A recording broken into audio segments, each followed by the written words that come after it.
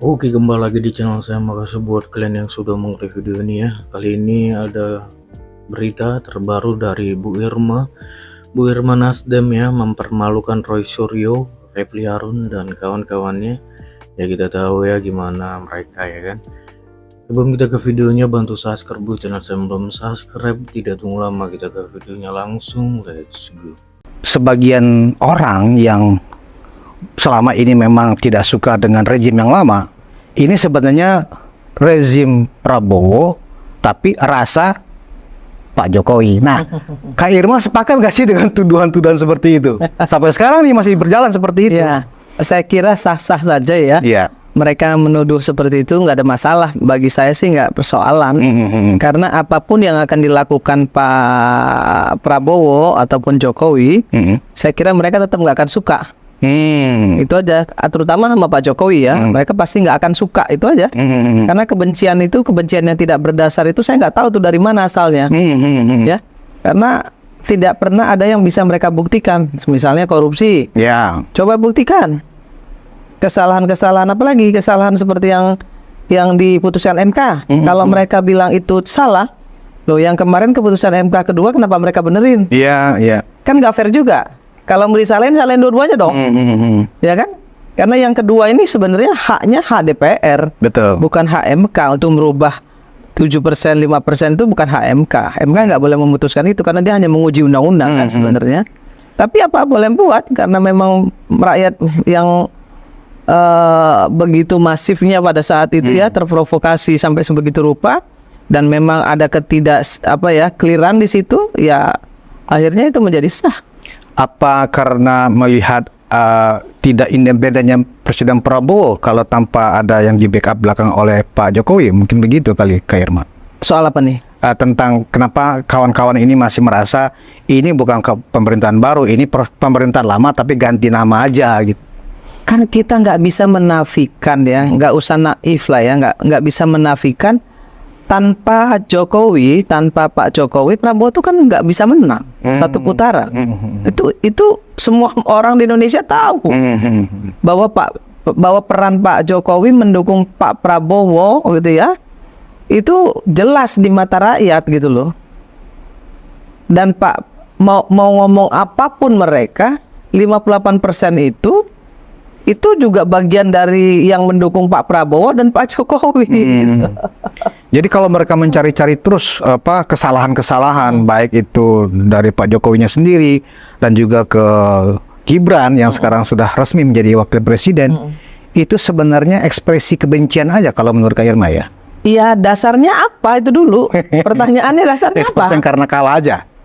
Iya, kalah itu kan selalu sakit ya, ya. Dan kemudian pasti orang Indonesia ini belum menurut saya belum dewasa dalam berpolitik, gitu ya. Nggak bisa membedakan gitu kan, mana kontestasi gitu ya, mana yang pertarungan kayak gladiator gitu kan beda ya. Ini kan kontestasi. Kalau kontestasi selesai ya sudah selesai harusnya. Siapa yang menang ya kita dukung. Harusnya kan gitu. Move on. Nah, kemudian lakukan satu hal yang penting bagi pemerintah, ya, berikan kontrol sistem yang efektif kepada pemerintah. Itu yang harus mereka lakukan. Jangan belum apa-apa, belum ngasih kesempatan Pak Prabowo Gibran ini bekerja, sudah menuduh A, nuduh B, nuduh C, nuduh D. Nggak mungkin bagus, akan begini, akan begitu. Ini peramal semua gitu loh. Peramal semua. Peramal itu satu tuh, yang presiden akal sesat itu kan selalu meramal tuh. Hobinya ngeramal gitu. Susah. Dan orang Indonesia ini kan ya susah juga ya. Sebagian besar yang memang gengnya mereka gitu ya, itu juga memang memang suka dengan ramalan-ramalan. Dan sebenarnya Pak Prabowo sendiri juga nggak merasa ada bahwa Pak Prabowo itu sebagai presiden hampir lebih kurang 10 hari ini ya Kak Irma ya. Tetap Pak Prabowo kita saksikan benar-benar berjalan independen, kita tidak terlihat bahwa terlalu seolah-olah semuanya atas karena Pak Jokowi, kan nggak begitu ya. Enggak, iya Pak Jokowi pulang sekarang. Nah, ya, dan nggak ada urusan dengan Pak Jokowi. Pak Prabowo bertindak, berlaku dan melakukan segala sesuatunya atas pribadi beliau sendiri sebagai presiden. Kemudian bagaimana dia memerintahkan Gibran misalnya kan sebagai wakilnya untuk melakukan A, B, C, D, E, F, G. Kan perintahnya Prabowo, bukan perintah dari Pak Jokowi. Betul. Restu dari presiden Gibran bekerja kan Iya begitu. dong, perintah. Iya. Bukan sekedar restu, perintah itu. Termasuk yang belusukan-belusukan yang sudah mulai dilakukan oleh Iyalah, saya Wapres. yakin itu perintahnya Pak Prabowo. Jadi antara Pak Prabowo dengan Gibran sendiri, saya yakin juga punya konsensus. Iya kan? Karena Pak Prabowo dengan usianya mungkin Pak Prabowo bicara soal hubungan bilateral. Betul. Kemudian yang kamu belusukan sana, kamu masih muda, kamu dong yang belusukan. Ntar kamu lapor saya kan begitu. Oh. Apakah itu salah? Enggak dong. Justru saling melengkapi itu yang menurut saya keren nih sekarang. Nah, Pak, saya mau masuk lagi ke postur dari kabinet. Iya. Boleh saya bisa? Boleh kayak Postur kabinet. Orang kan selalu mengatakan ini bukan kabinet Zaken. Iya. Gitu ya. Ini kabinet 100 menteri. Bahkan lebih. Gitu. Tapi kalau saya selalu dalam prasangka baik. Karena Pak Prabowo, bukan karena orang lain. Betul. Karena saya masih percaya dengan apa yang dicita-citakan beliau dan ketegasan beliau dalam melakukan sebuah tindakan gitu. Saya lihat dia mengklaster ya. Beliau ini mengklaster-klaster semua masalah. Di klaster sehingga ada wakil menteri, ada menteri gitu, supaya satu masalah itu bisa selesai. Selama ini dengan menteri yang ada, kan banyak masalah yang nggak selesai. Efisien secara postur, tapi tidak efektif secara target pekerjaan. Itu dia. Jadi kan sedikit belum tentu efisien, banyak juga belum tentu belum tentu tidak efisien. Iya. Ini kan yang sedang kita lihat nih. Betul. Makanya kemarin ketika Menteri Tenaga Kerja datang bersama wakil menterinya, kemudian semua datang bersama wakil menterinya, gitu. Kita masih melihat dulu nih, ya, masih melihat nih isi kepala wakil menterinya nih seperti apa sih? Gitu loh. Kalau saya pribadi saya lihat dulu isi kepalanya seperti apa nih, ya toh? Kan teman Kak Irma. Ya bolehlah teman saya semua sih.